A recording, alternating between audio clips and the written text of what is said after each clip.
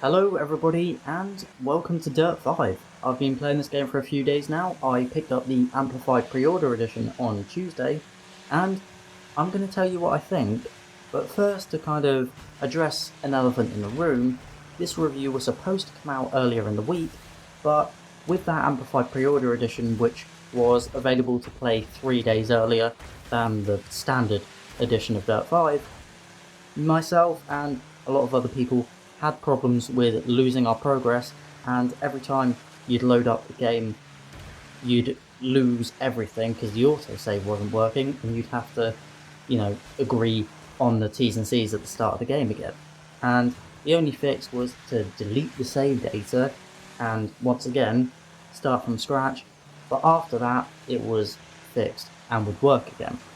Now, that wasn't the only problem with the pre-order edition, but I'm not going to dwell on that too much for the rest of the review. I just thought it was important to note that the initial rollout with the pre-order was a bit of a mess, quite frankly. Due to losing progress and having to do the same few events at the start of the game multiple times, I kind of lost a bit of motivation to play.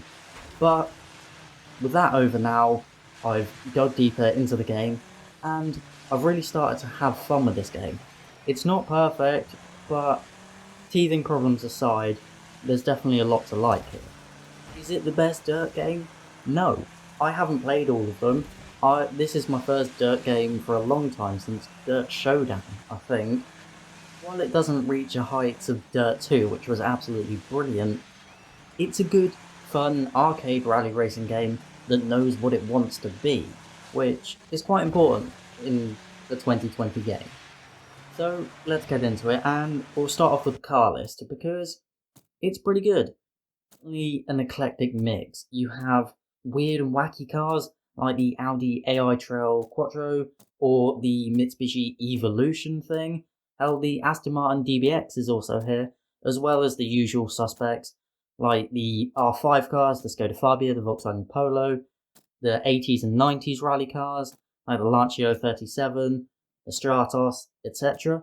Although, there are a few curious absentees, like there's no Audi Quattro, there's no Lancia Delta, but the sheer variety of classes, with having everything from Formula Off-Road to the stadium trucks, to stuff like the Aerial Nomad, it does make up for the few curious omissions here and there. So, overall, they've done a good job with the car list, and it definitely intrigued me and made me want to drive certain cars that I wasn't expecting to see, and that can only be a good thing. But, of course, that all counts for naught if the cars themselves aren't good to drive and the physics aren't very good. And they are alright. I'm not going to go too far. It's a simple pick up and play arcade racer. You know what you're going to get, really, but the slight problem is the cars just feel a bit samey a lot of the time, and it's just a bit lifeless and a bit numb, which is a bit of a letdown, unfortunately.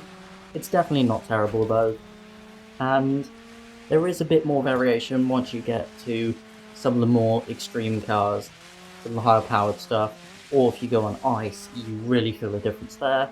But otherwise, like between dirt and snow, there's not too much of a difference, and all the like R5 rally cars, for example, kind of feel the same. And I just wish there was a little bit more to it, a little bit more depth maybe, but overall, it's not bad at all. Though some of the collision physics, for example with the off-track boulders, if you clip one of those wrong and the rolling that may ensue, that gets extremely wonky. It's very, very weird. I'll put in a clip now so you can see for yourself, but that is very strange. It doesn't happen too often though, and overall, the physics are passable. I'm not going to complain too much about them considering the type of game it is, and it's a similar story with the car sounds. They're just kind of there. They don't intrude too much, or you don't notice them as being particularly good or bad. They're fine, and again, I have no major complaints. I just wish it was a little bit more, well, just more, really. It's a bit flat. However, the visuals definitely do pop off a lot more. While it's graphically not perfect, there are a few jagged edges here and there, and a bit of pop-in, It's not too bad personally. I know some people are bugged more by those things than others, and I can't say that I've experienced personally some of the screen tearing and frame rate drops that some people have been reporting. Bearing in mind I'm playing this on a standard PS4, but I do have it optimized for frame rate rather than outright graphical capability. But for me, it's fine.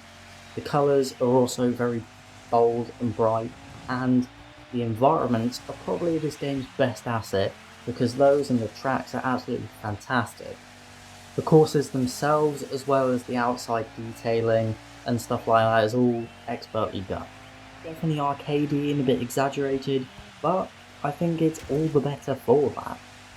So even if you're not in a massive battle or are having to wrestle with your car, there's always something to keep you engaged visually, and that's in no small part down to as well the dynamic weather, dynamic time of day, which really adds something more to the races. I had a great one where a blizzard came in, really hampered visibility, and just added something new and random into that event that I wasn't expecting.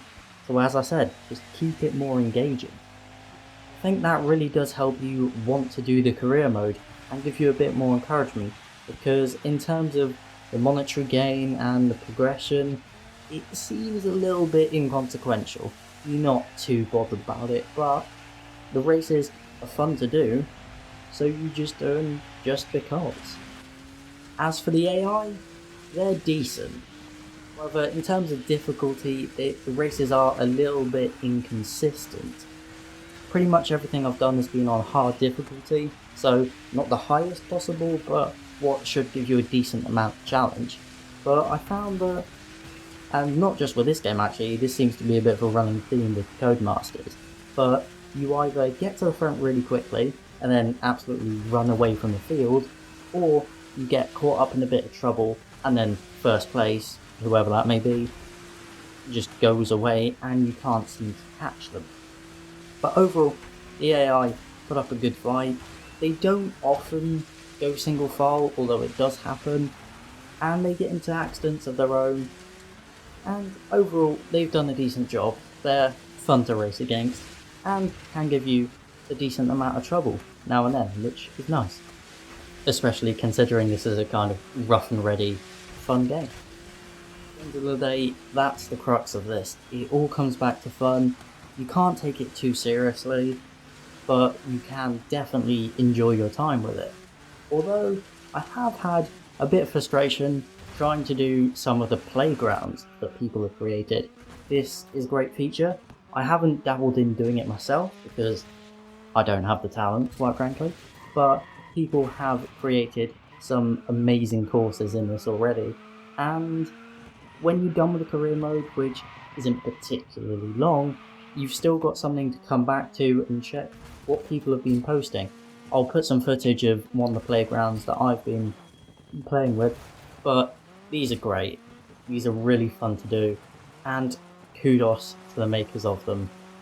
And from what I've seen of the courses that I have run around, there's a lot of variety and scope of things you can do, and possibilities for different courses, and nasty challenges for other people to do. It's a great idea, and it seems pretty well implemented too, so yeah, not bad at all. One final thing I was going to talk about was the multiplayer, but I haven't really gone into that yet because at the moment, in the first week of the game, I keep getting disconnected from the server, which is frustrating. I'm sure it'll be ironed out, but again, this game definitely has its teething problems and its flaws overall, despite its many good characteristics. It's just a matter overall of whether those things will bother you too much. Me personally, they don't. I know a lot of the things that are currently bothering me will be ironed out, and I know that while it's not going to have the most longevity of any game I've ever played, I will be coming back to this, and I will have fun every time. But that's about it for this review, so let me know what you think of Dirt 5 if you played it yet. Thanks for watching, and have a good day.